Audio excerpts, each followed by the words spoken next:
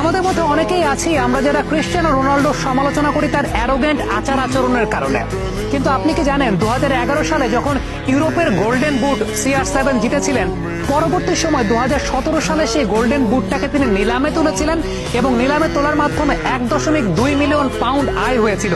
যেই আয়ের পুরো অর্থটা CR7 দান করেছিলেন মূলত ফিলিস্তিনের গাজায় মুসলিম শিশুদের স্কুল সংস্কারের জন্য। এই যে এই ধরনের আত্মনিবেদনের জায়গাটা, কিংবা একজন ফুটবলার তার ফুটবল খেলার বাইরেও এরকম কর্মকাণ্ড করছেন, এগুলো কিন্তু প্রত্যেকের জন্য একটা অনুকরণীয় দৃষ্টান্ত। শুধুমাত্র